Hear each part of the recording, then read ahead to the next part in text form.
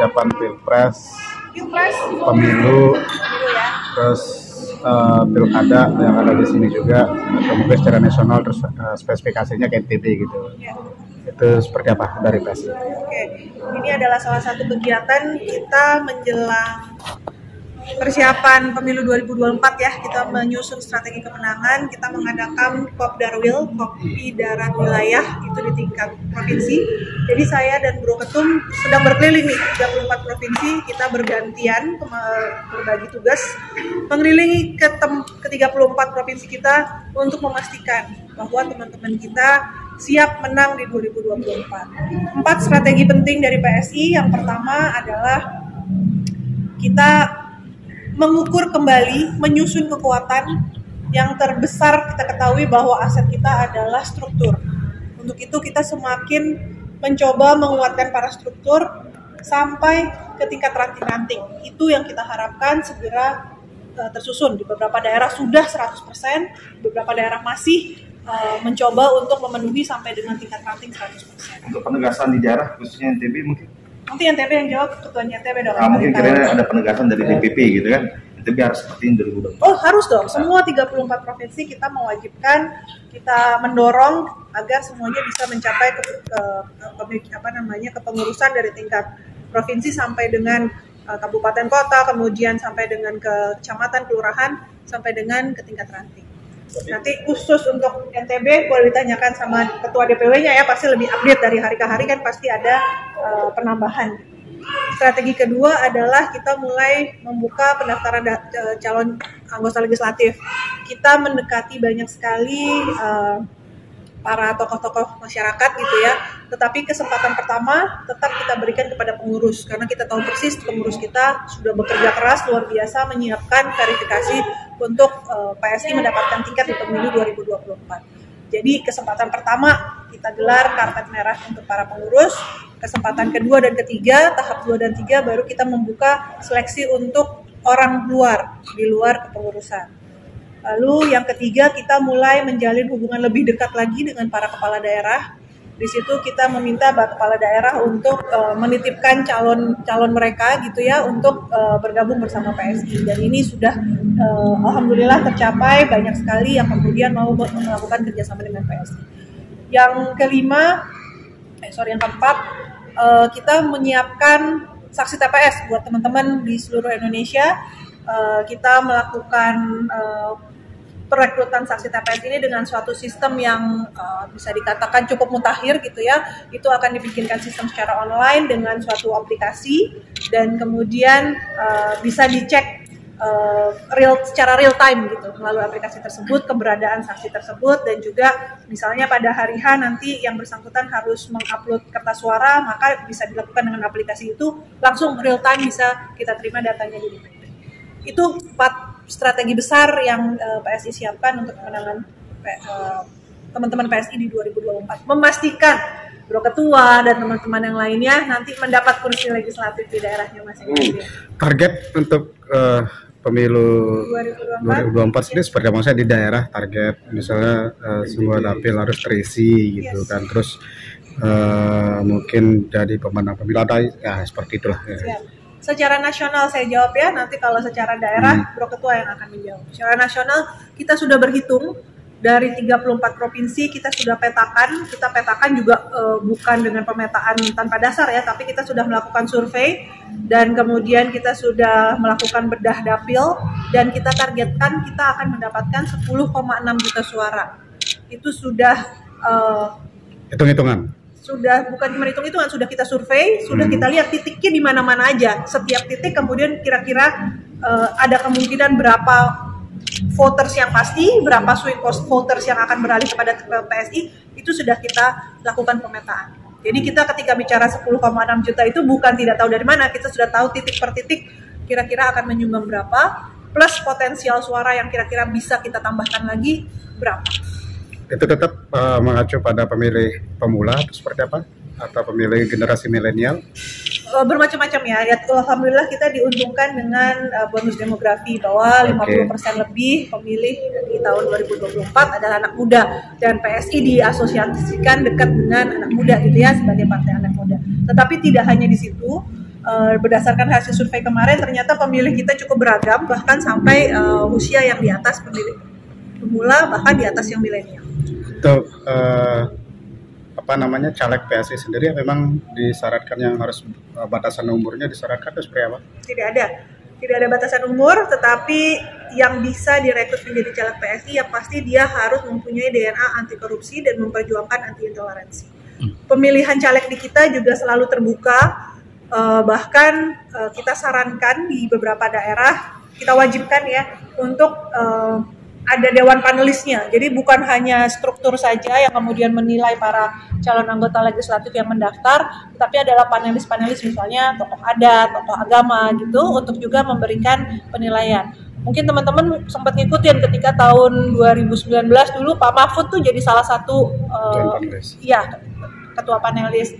Kemudian ada siapa lagi ya? Siapa ya? Jadi lupa nih sekarang. Karena waktu itu saya ngobrolnya sama Pak Mahfud, jadi inget banget sama Pak Mahfud.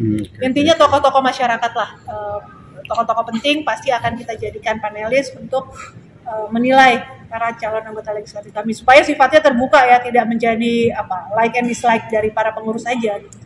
Itu kalau ini di NTB terkait dengan patron Tuan Guru. Ya, penghormatan mereka terhadap Tuan Guru. Melihat fenomena itu, PSI ini kan, mohon maaf, kan masih ada pro dan kontra ya, kayak gitu ya. Bagaimana cara menggait orang untuk masuk ke PSI di tempat yang patron Tuan Guru seperti ini? Saya tidak mengotak-ngotakan gitu ya. Yang pasti saya selalu bicara sama teman-teman PSI, teman-teman pengurus, teman-teman kader. Kita itu tidak perlu menjual program yang aneh-aneh gitu. Kita buktikan saja apa sih hasil kerja PSI. Orang kalau ngasih suara ke PSI itu jadinya apa. Itu aja yang selalu kita ceritakan.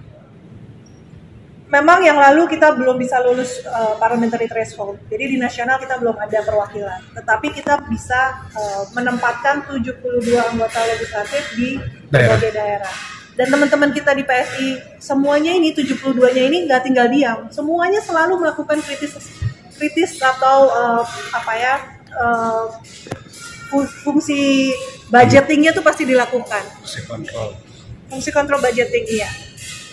Kita tahu teman-teman di DKI misalnya dulu lem Aibon ratusan miliar duit rakyat nggak kepake disuarakan, dan itu bukan cuma di DKI tapi di semua daerah. Tapi kenapa DKI yang sepertinya paling kenceng ya karena dia 8 orang satu fraksi. Di tempat daerah lain ada yang baru 1 orang, baru 2 orang, pasti tidak bisa semua hal itu. Jadi itulah yang kami lakukan. Kami tidak mencoba mendekati dengan menjual identitas tertentu, justru itu yang kami larang gitu. Tetapi kami selalu menyatakan teman-teman itu mendekati orang lain dengan program. Tunjukkan kalau PSI ini berbeda. Kita bisa siapa saja masuk ke PSI dalam artian bukan harus terah keturunan siapa yang menjadi pengurus, enggak. Ini semua akan berganti pada waktunya, setiap 5 tahun pasti akan berganti, jadi semua jalinan aja. Itu yang kita perjuangkan kepada masyarakat. Yes. Sebagai partai cerdas nih kan, PSI ini kan alhamdulillah kalau dibilang begitu. Apakah akan menyiapkan pasukan khusus IT? Karena kita ini kan ya nggak terlepas dari itu kan. Partai besar sekelas Golkar pun ngarahnya ke sana. Apakah itu akan disiapkan di 2024? Tadi yang saya sampaikan tadi, kita punya 4 program kemenangan. Program terakhir adalah kita sebutnya Pasukan Solidaritas Indonesia atau PSI. Jadi mereka ini kira-kira akan kita lihat sebagai teman-teman saksi TPS. Nah, program saksi TPS ini juga nanti kita bikinnya secara digital. Gitu. Ada pola pendekatan nggak terhadap pemilih di setiap daerah? Karena kita tahu setiap daerah kan punya karakter masing-masing. Ya. Lain ladang, lain belalang gitu ya pasti. Termasuk di NTB juga dengan pola-pola pendekatan yang berbeda. Salah satunya seperti yang disampaikan untuk Medali Liputan 6. Di sini patronnya memang secara keagamaan ya, dan ada budaya segala macam. Nah, itu kapan PSI juga melakukan metode-metode pendekatan seperti itu menarik para voter gitu. Barangkali juga mungkin sekarang saya kembali lagi izin saya jawabnya secara nasional ya. Nanti kalau secara khusus NTB, Bro Ketua pasti yang lebih tahu. Iya, kita tahu lah, lain ladang lain belalang gitu ya. Untuk itu kita tahu kira-kira keberagaman yang ada di PSI ini juga barangkali sudah lebih beragam dibandingkan pada pemilu berikutnya. Untuk mendekati teman-teman yang ada kultur budaya agamanya lebih kuat, barangkali sekarang juga ketua kami Haji Giring Ganesha gitu ya, dan alhamdulillah saya juga sudah melaksanakan ibadah haji beberapa tahun yang lalu. Jadi variasinya juga sudah berbeda lah kira-kira dibandingkan 2019. Mungkin penegasan Boleh. di beberapa provinsi kan ada yang Aceh misalkan kayak Pak Abu Bakar juga mengundurkan diri. Banten. Banten ya. Jadi dan terakhir ini di Indonesia itu ada beberapa hasil pengamat politik. Seram-seram juga dulunya. Salah satunya adalah citra PSI ini rusak karena Ginting kayak salah satu pengamat di Giring. Giring. Bagaimana menanggapi itu? Wah, itu isu yang sangat menyakitkan hati itu fitnah yang luar biasa. Teman-teman, hasil pemilu kita di tahun 2019 2,9 juta ya, 2,9% atau 1,9 juta suara. Artinya dibandingkan dengan saat ini, semua lembaga survei nilainya boleh berbeda-beda, tapi semua naik 2 kali lipat minimal dibandingkan survei yang itu. Artinya apa? Segala perbaikan yang sudah dilakukan dan menjadi sumbangsi luar biasa sudah dilakukan oleh Bro Ketum, dan saya percaya teman-teman daerah juga sudah merasakan tadi 4 strategi pemenangan tadi itu luar biasa kita godok bersama-sama, dan itu adalah sumbangsi yang luar biasa yang sudah diberikan oleh Bro Ketum buat PSI. Intinya tahun 2024 besok PSI ini berbeda dengan sebelumnya gitu. Berbedanya dalam hal apa nih? Maksudnya seperti dibilang akan lebih baik gitu ya, atau bagaimana dengan 2019 tadi seperti Sudah pasti lebih baik. Karena apa? Secara survei demikian. Dulu kita surveinya cuma hasil pemilunya 2,2. Sekarang mostly survei kita itu 4,5%, 5,5%. Artinya 2 kali lipat. Nilainya boleh ganti-ganti. Ada yang bilang 4, ada yang bilang 5, ada yang bilang 6. Tapi tidak pernah ada yang bilang kalau dulu ya. 2,2 malah sekarang jadi 0,8 katakan. Atau sekarang malah jadi 0, berapa. Artinya menurun. Tidak ada satu lembaga survei kan mengatakan demikian. Artinya PSI artinya PSI jauh lebih baik sekarang dibandingkan sebelumnya. pengaruh sama-sama nih ya? Apanya? Kenapa sama? Iya, keluar dari PSI ya. Terus? Apa karena itu sehingga PSI sekarang lebih baik atau bagaimana? Survei kita itu sudah sejak pemilu, sejak kan 2019 nih Mas, dapat 2,2%, 1,9 ya. Lalu si Samara keluarnya di 2022. Survei kita tuh udah naik terus tuh dari 2,2 tadi naik ke 3, ke 4, ke 5. Bahkan sekarang udah ada yang 5,5%. Jadi tidak ada kaitannya tuh karena itu naik terus gitu. Baik, target 10,6 juta suara atau equal to 7%. 7% ya. Iya, dengan hasil survei yang terus dilakukan. Hasil survei yang pemetaan survei yang kita lakukan. Belum ada koalisi ya? Kita tunggu tanggal mainnya. Kita bentar lagi mau main ke teman-teman yang lain juga. Itu kalau secara daerah, provinsi mana yang penyumbang suara terbesar dari survei sampai 10,6? Iya, kita tidak bisa menutup mata bahwa memang kantong terbesar suara PSI itu adanya di Pulau Jawa ya. Okay. Saya rasa partai-partai yang lain juga demikian. Baik itu Jawa Tengah, Jawa Timur, dan Jawa Barat memainkan posisi yang cukup untuk menyumbang suara PSI. Tapi tidak dalam arti dengan 10, sekian persen atau 10, sekian juta atau 7% ini tidak membuat PSI menjadi lebih soft. Soft? Kenapa soft? Biasanya PSI agak keras kan. Kita masih keras kok. Dengan dana rakyat tetap keras. Iya dong, harus dong. Hari ini kita baru menyuarakan lagi. Saya tuh juga baru tahu loh terus terang teman-teman. Ternyata anggota dewan itu dapat pensiun seumur hidup loh. Anggota dewan di nasional itu. Tapi PSI belum ada bicara ya? Sudah hari ini, tapi belum naik mungkin barangkali. Tapi sudah kita udah bikin rilis. Nah, kita langsung pokoknya. Ya, nanti kita kasih. Udah dapat kan ya? Nanti kita kasih semuanya. Kita langsung bersuara. Tidak boleh lagi ada seperti itu. Bayangkan aja, jadi anggota dewannya 5 tahun katakan demikian satu periode. Masa dapat uang pensiunnya 30 tahun. Gawat kan, kita kan bukan pegawai negeri. Tapi kalau mbaknya jadi anggota DPR gimana? Kenapa? Mbaknya jadi anggota. Saya, kalau PSI sudah yakin kalau itu kebijakan tidak diangkat gitu ya, tetap diberlakukan, semua anggota dewan dari PSI ketika masuk parlemen tidak boleh menerima pensiun tersebut. Dan maksudnya Ibu Sekjen udah positif nggak maju di DPR ya? Insya Allah. Di dapil mana, Pak? Siapa calon? Jawa Tengah. Dapilnya Jawa masih Tengah. kita Oh, Jawa Tengah. Jawa Tengah kayaknya. kok tahu dari Ya. Siapa dari calon? mana? Saya masih Ibu dokter, Dea, dokter. Ada ini kan kita di sini ada pilkada Nah, Sekjen pilkada. ya, pilkada. Bu, siapa calon presiden PSI besok ini kira-kira? Tetap ketua. enggak dong. Belum, Ini belum, kan belum, Blok ini belum. sudah Sudah Blok ini sudah mengundurkan diri, menyatakan ya. mengundurkan, Ya, fokus hasil. buat kita punya rembuk rakyat namanya. Ada 9 calon nama. Semua boleh vote di situ. Terus terang yang paling tinggi sekarang posisinya nih masih Pak Ganjar. Sekitar 50 berapa persen lah. Dari 9 nama itu ada Anies nggak Nggak masuk? ada nama. Sengaja nggak dipasang gitu ya. Ini kan Undangan itu penjaring. nama-nama calon Nah, pilkada itu gini. sudah Pak? Belum ya? Ya. Ketua dulu balik lagi ke Mau nggak mau yang mana dulu? Pilkada Ya, dulu. selesaikan aja dulu. Oh, salah satu ya? Kalau beliau kan gampang nanti. Oh iya. Gampang lah kita. Belum pernah ketemu sama gubernur. Kayaknya nggak perlu dijadwalkan, langsung ketemu kayaknya. Belum karena memang ada DP untuk menemui satu kader yang ada di daerah. Cuman sebentar sekali loh di sini.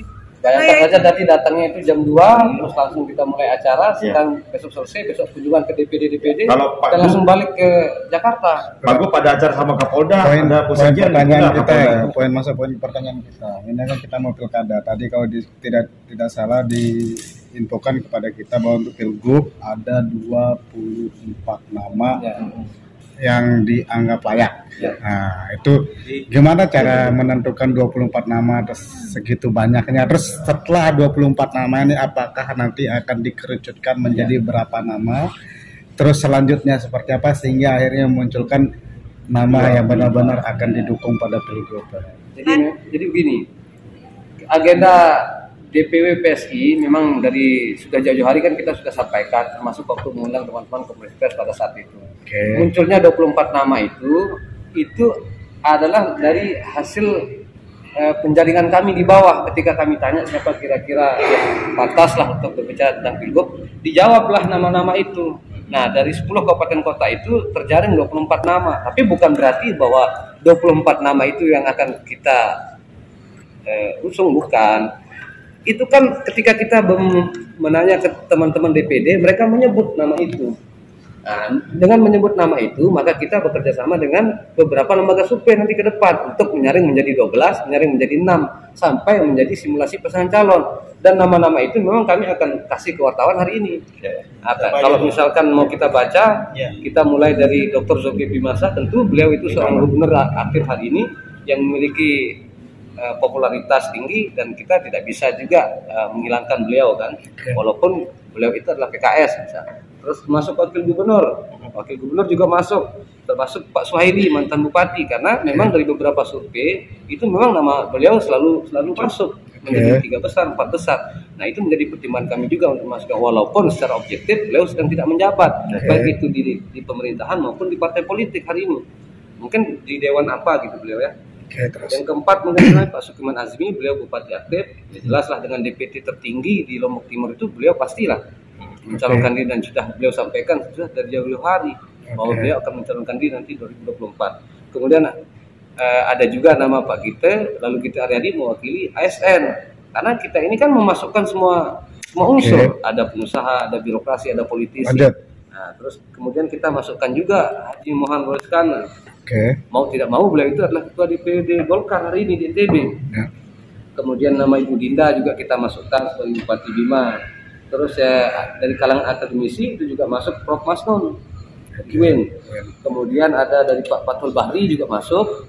Beliau itu ketua DPD Gerindra dengan kursi yang sangat besar di provinsi, yang beliau sangat wajar sekali untuk masuk.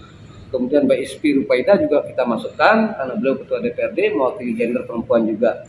Kemudian ada dari Lombok Barat kan kita juga tidak bisa tidak masukkan karena DPD kita juga menjawab itu ketika ketanya, makanya masuk nama Pak Bupati Haji Fauzan. Kemudian dari Sumbawa juga masuk Haji Musyafirin.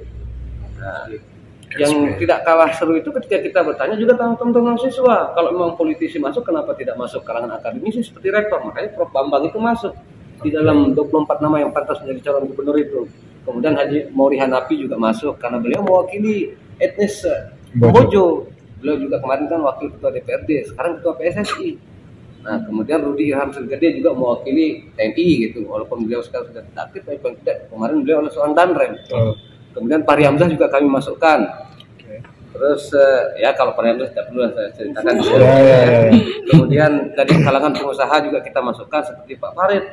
Pak Farid itu kita masukkan karena kita kehilangan sosok yang mewakili pengusaha. Jadi Pak Farid seperti Pak Paurani juga kita masukkan, orang dua pengusahanya.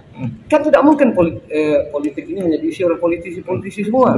Minimal dalam penjaringan itu ada pengusaha yang masuk, walaupun mungkin teman-teman ketawa. Tapi jangan salah, Pak Farid itu orang kaya. Iya.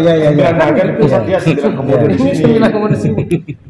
Kemudian dari DPR RI juga kita masukkan Muhammad Safrudin Bojo yang dari PAN kan kita masukkan beliau sudah 3 periode. Kalaupun beliau balik kampung terus ini menjadi mencalonkan diri menjadi calon gubernur maupun wakil gubernur, saya rasa tidak ada yang bisa melakukan kapasitas beliau. Terus Dubes kita juga masuk Pak Iqbal itu masuk. Beliau itu lama mengabdi di kementerian, sekarang jadi Dubes di Turki. Siapa yang bisa melakukan kapasitas beliau mencalonkan seandainya memang kehendak politik nanti realitas politik 2004 menginginkan beliau. Lebih-lebih beliau itu dari Lombok Tengah. Ya kan DPD tinggi. Terus Tuan Guru Ahyar Abdul pun kami masukkan karena memang angka kemarin waktu beliau mencalonkan itu kan angka tinggi sekali. 26% loh, beda selisih sedikit dari pemenang. Kemudian yang terakhir itu Haji Paurani karena beliau mewakili Kadin. Jadi kita punya pengusaha, kita punya politisi, kita punya akademisi, punya SN, punya semuanya. Nah itu jadi kalau saya ceritakan nama-nama ini teman-teman akan ragu lagi untuk melihat bahwa memang benar 24 nama ini pantas untuk mencalonkan diri jadi gubernur. Secara kapasitas tidak bisa diragukan. Kenapa PSI tidak memasukkan ketua DPW-nya? Karena saya memang ditugaskan DPP saat ini membesarkan partai, mengurus pileg, kemudian bagaimana caranya kita menatap dari 24 lebih baik. Karena saya harus fokus di sana sehingga untuk pilgub ya cukup. Kan tidak ada kemungkinan maju di Lombok Tengah atau Kota Ya, saya sudah sampaikan itu deklarasi bahkan di depan gubernur, di depan DPR, di depan KPU. Calon bupati saya ini, Pak. Mencalonkan diri menjadi bupati seandainya memang kehendak politik pada 2004 menginginkan saya. Oke, dari 24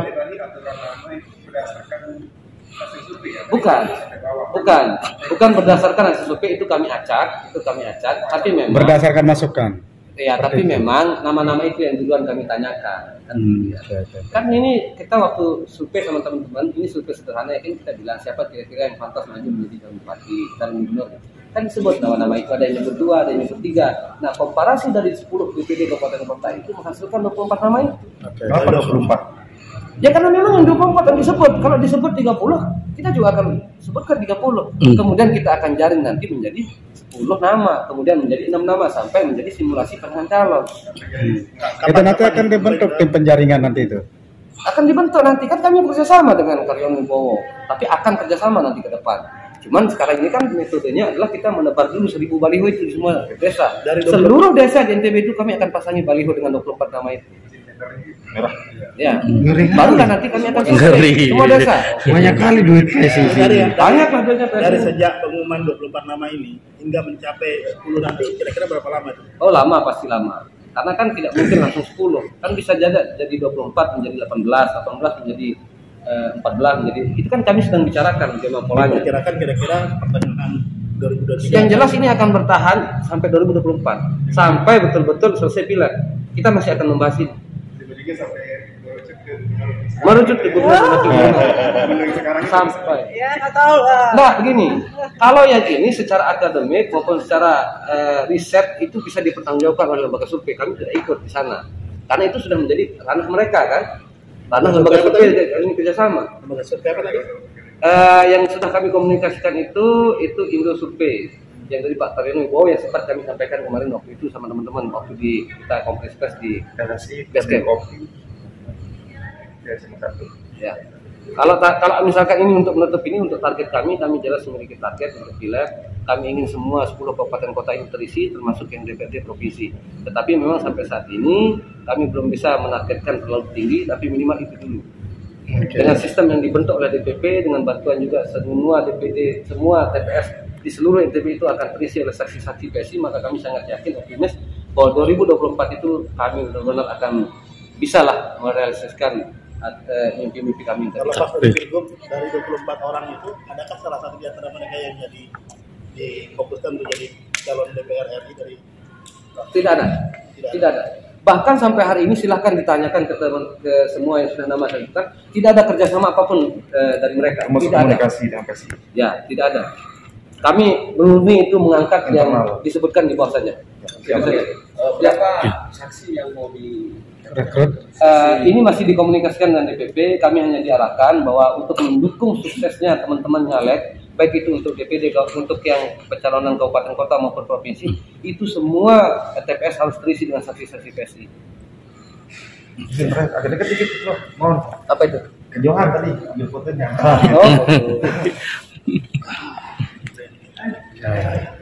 Izin bro ketua. Ya, stop. Ah, ini. Sebentar. Ingatkan PSI-nya. Manakawa. Ya. Ada pengen sekali ya. Mohon maaf. Bu Seja pernah ikut Putri Indonesia ya? Adik saya itu. Makanya cocok. Terima kasih teman-teman media. Terima kasih banyak teman-teman, maaf ya tadi udah lama. Ini saya ada acara makan di Sultan Fort. Teman-teman media sana dong kita. Yuk, Saya masih ada. Kita makan sana ya. Saya masih ada agenda yang lain saya. Ya, oke. main kali lah, main bareng ya. Terima kasih banyak. Ya.